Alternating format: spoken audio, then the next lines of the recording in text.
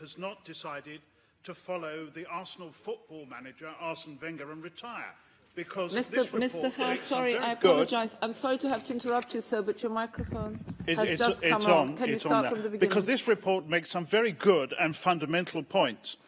As the report points out, our climate is warming at an alarming rate, and I too look nervously at the withdrawal of the US from the Paris Agreement. But I want to turn to the issues around the Marrakesh Agreement and the situation in developing countries.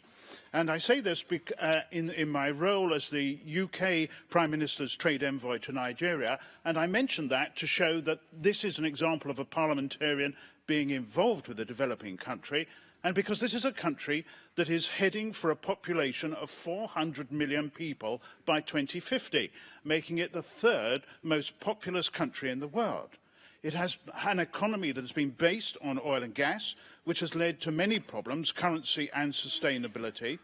I've been very pleased to see a political agenda based on diversification of the economy, and in this context, the leadership of Europe in promoting alternatives to oil and gas. The use of solar power is really taking off, and there are now growing areas of solar power installations.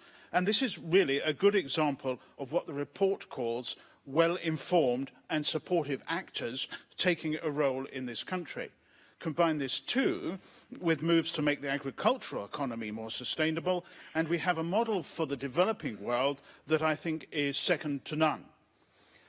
My colleague Cheryl Gillen will speak about electric cars, but let me just say that I think they have a major role in reducing pollution.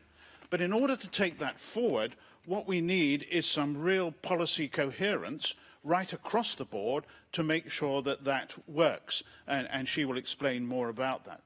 Finally, in what the report calls the squeezing of emissions, I mentioned the case of plastics.